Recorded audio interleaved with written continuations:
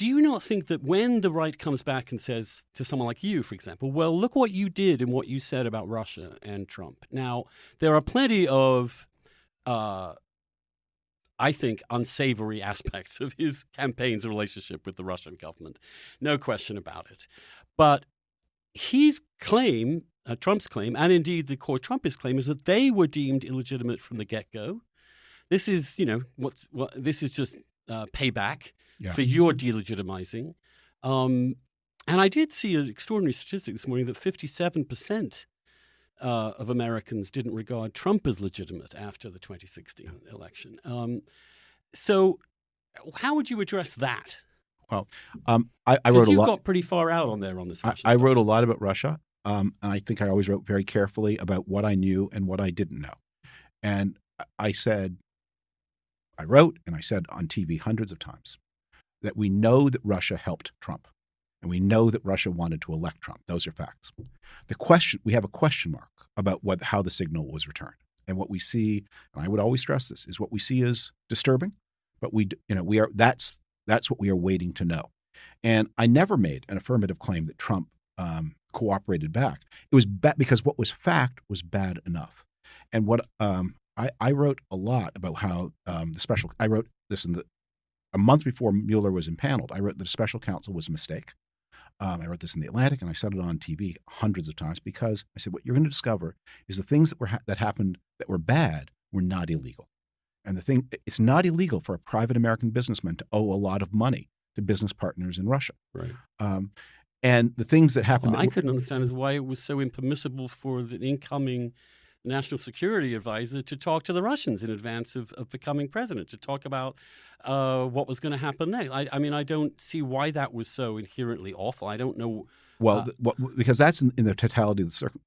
So I wanted to always take this out of the realm of law. The reason why what Flynn did was so wrong or so suspicious was because he did nothing wrong in talking to the Russians about future policy under Trump. Well, yes and no. So what was suspicious about it was, look, it's for the incoming national security advisor to have these. It's bad form, but it's not worse than that. I mean, incoming national security, they have this. It'll happen all the time. People call up and they'll say, I look forward to our meetings. I look forward to, and we have one president at a time. But they begin the work the day after the election, of course, as they should.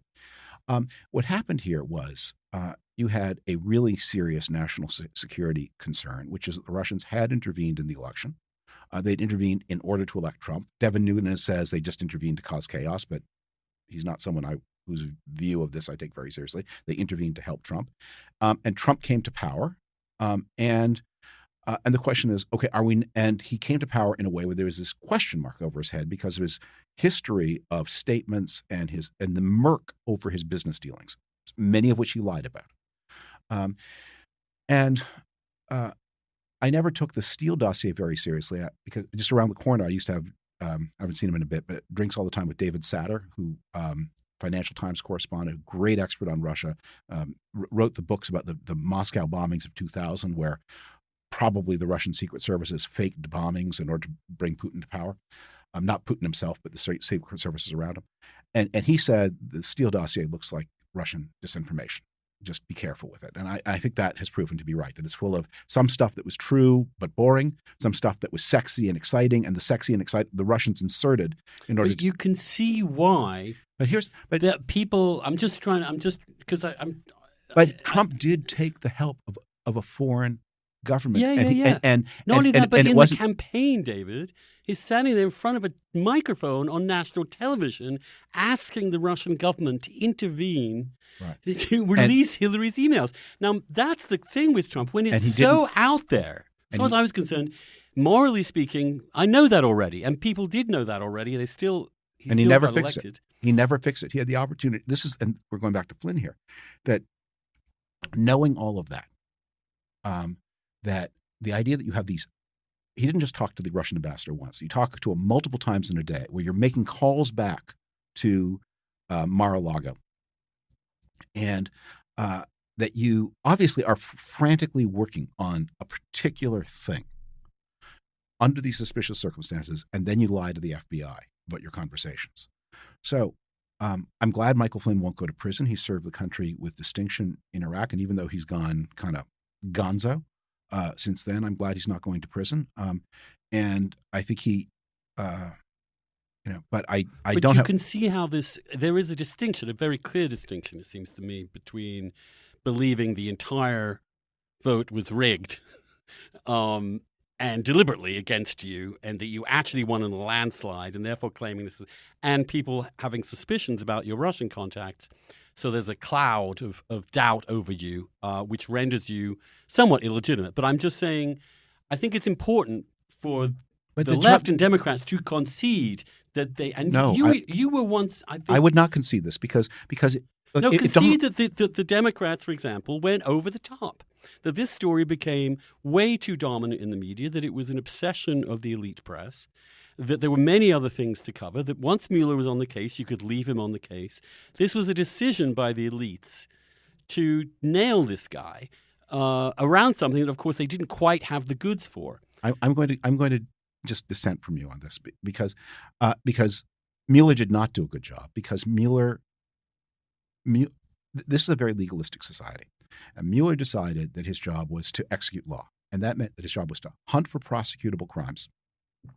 And then, if he could prove a prosecutable crime beyond the benefit of the benefit of the doubt, the balance of the doubt, then to indict and proceed. The idea that we say, well, what if we just think this president is in a situation where, honest to goodness, you could not get a third-tier security clearance at DOD. And this president, he has business contacts in Russia that he has never disclosed, and that he's broken with precedent not to disclose, and that he's lied about on the public record. How do we find out about that? The special counsel is the worst possible way to do it because none of these things are probably, and I stress this again in 20%, it's not going to be illegal. You're not going to, the things you need to know, the things that are important are not illegal, and the things that are illegal, by the way, are turned out not to be important. Can I get you to concede that you can see why his supporters might feel this way? I can see why they might feel this way, but I'm not going to concede. I am out of the woods of saying to a Trump supporter, I understand why you feel that way, and you have a rational basis for feeling that way.